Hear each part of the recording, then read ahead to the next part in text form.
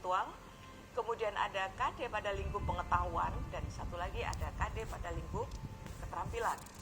Berbeda halnya dengan CP atau capaian pembelajaran.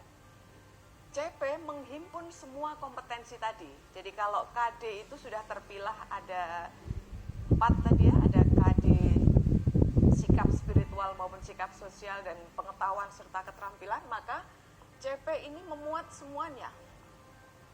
CP memuat semuanya. Ada muatan kompetensi dalam CP pada lingkup pengetahuan, bisa juga dalam lingkup kompetensi keterampilan, dan satu lagi nanti ada kompetensi pada lingkup sikap. Semuanya ini terhimpun dalam satu CP, sehingga ini menjadi perbedaan yang cukup mendasar antara CP dengan KD. Yang pertama. Yang kedua, bahwa CP di sini dikatakan berlaku untuk lingkup fase. Fase, kita bisa lihat di sini, bahwa fase itu mulai dari fase fondasi, kemudian ada fase A, B, C, D, sampai dengan nanti fase E dan F. Kalau kita lihat, fase fondasi itu berlaku pada jenjang PAUD atau RA. Adapun untuk jenjang MI, di sini kita lihat ada 3 fase. Mulai dari fase A, fase B, dan fase C. Ini berlaku untuk jenjang MI. Adapun untuk MTS, kita lihat di sini hanya ada 1 fase. Ya, ini untuk MTS. 1 fase saja, yaitu fase D. Adapun untuk jenjang MA atau bisa juga MAK, ada 2 fase, yaitu fase E dan fase F. Kalau kita cermati, semua fase ini kecuali pada fase E berlakunya lebih dari 1 tingkat. Kalau kita lihat pada fase fondasi itu ada kelompok belajar A dan B, gitu ya. Kemudian pada fase A, kita lihat ya, ada MI untuk kelas 1 dan 2, sedangkan pada fase B itu kelas 3, 4, dan pada fase C di jenjang MI dia berlaku untuk kelas 5 dan 6. Satu-satunya fase yang berlaku sekaligus untuk 3 tingkat atau 1 jenjang hanya ada di fase D, yaitu berlaku untuk kelas 7, 8, dan 9.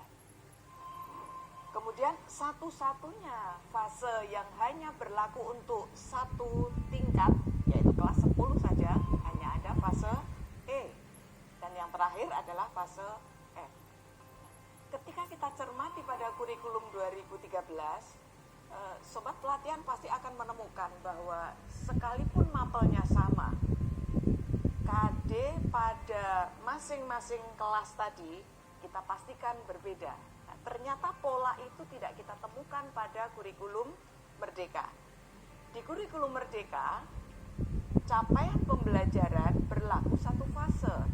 Dari sini kita menjadi tahu, sebagai contoh, misalnya fase A, nanti ada mata pelajaran, misalnya IPAS. Sobat pelatihan, sekarang tidak ada pelajaran IPA atau IPS, tapi dilebur menjadi 1, diintegrasikan, yaitu menjadi IPAS, ilmu pengetahuan alam dan sosial. Ketika nanti ada IPAS, nah IPAS itu belum berlaku di sini ya. Misalnya kita lihat di sini IPAS pada fase C. Ketika kita lihat fase C itu kelas 5 dan 6, maka nanti artinya CP IPAS untuk kelas 5, 6 itu dipakai bersama. Sehingga nanti pembelajaran baik kelas 5 maupun kelas 6, CP yang dijadikan acuan pembelajaran yang akan dituju itu sama. Ini tentu berbeda dengan kurikulum 2013. Yang tadi sudah kita ketahui bahwa ketika kelasnya berbeda, sekalipun mapelnya sama, KD-nya kita pastikan sama. Berbeda dengan fase, sekalipun kelasnya berbeda, selama fasenya sama, maka nanti CP-nya juga akan sama. Konsep ini yang perlu kita pahami secara baik, sehingga dengan adanya pola semacam ini berimplikasi terhadap adanya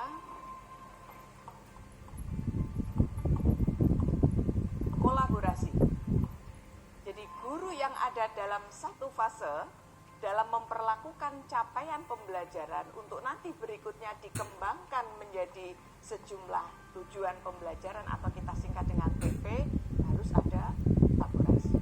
Sobat pelatihan, dengan melihat pola ini maka kita menjadi tahu kolaborasi pada kurikulum merdeka bagi seorang guru yang berada pada satu fase merupakan sebuah keharusan.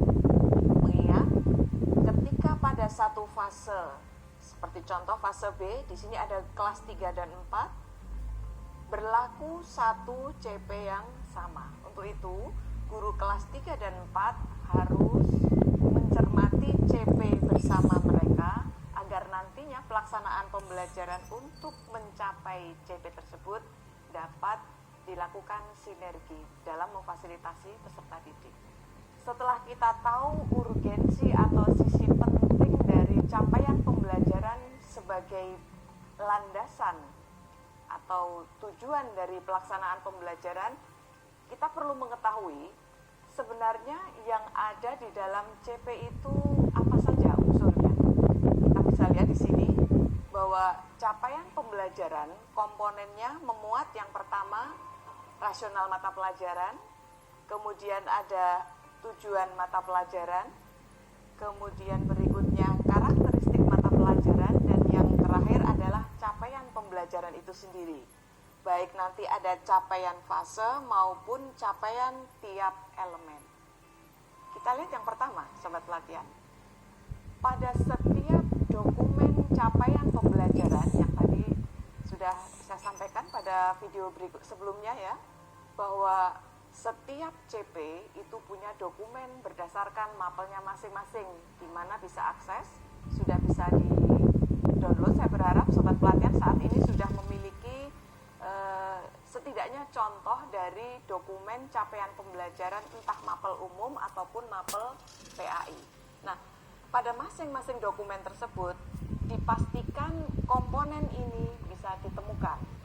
Untuk itu, sangat diharapkan bagi guru yang akan menganalisis capaian pembelajaran ini membaca secara cermat terhadap komponen yang ada ini, sehingga dengan pemahaman terhadap komponen masing-masing CP nantinya menjadi informasi penting saat guru akan mengembangkan CP menjadi TP. Komponen yang pertama adalah rasional mata pelajaran. Pada bagian ini akan dijelaskan atau dideskripsikan mengapa peserta didik perlu mempelajari mapel tersebut. Arahnya mau dibawa kemana, mereka harus bisa apa. Termasuk ini, apa dan seperti apa keterkaitan antara mata pelajaran yang ada dalam struktur kurikulum tersebut terhadap pembentukan profil pelajar. Seperti apa relevansinya dan nanti peran guru di bagian mana dan seperti apa perannya. Komponen berikutnya adalah tujuan mata pelajaran. Sangat penting bagi guru mengetahui sesungguhnya mengapa peserta didik itu perlu belajar mapel-mapel itu. Arahnya harus memiliki pengetahuan atau kompetensi apa. Perlu dicek ini ya, jadi kemampuan apa, arahnya mau dibawa kemana dalam prinsip tadi. Yang ketiga adalah karakteristik mata pelajaran. Pada kurikulum merdeka dengan capaian pembelajaran tadi, di sini ada istilah elemen. Jadi setiap capaian pembelajaran itu kita pastikan pada masing-masing mapel akan ditemukan elemen. Elemen ini antara satu mapel dengan mapel lain baik jumlah maupun macam elemennya berbeda. Yang membedakan adalah karakteristik masing-masing mapel. Nanti kita akan lihat contoh seperti apa yang dimaksud dengan elemen dan apa saja elemen pada mapel tersebut. Nanti kita lihat. Kemudian berikutnya unsur utamanya adalah CP itu sendiri. CP itu terbagi dua atau dua pola. Yang pertama adalah CP untuk satu fase. Jadi ketika tadi ada fase A, maka nanti capaian fasenya akan berbeda dengan CP umum pada fase B. Jadi ada CP keseluruhan. CP keseluruhan ini atau CP fase ini adalah himpunan seluruh kompetensi dan juga nanti ada lingkup materi yang harus dikuasai siswa ketika dia selesai belajar pada satu fase. Berikutnya adalah CP tiap elemen. Di sini tadi kita melihat bahwa setiap CP pasti punya elemen.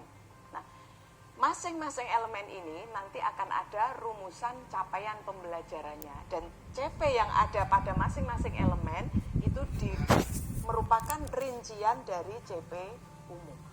Ini konsep yang harus juga dipahami ketika sobat pelatihan membaca rumusan CP. Baik.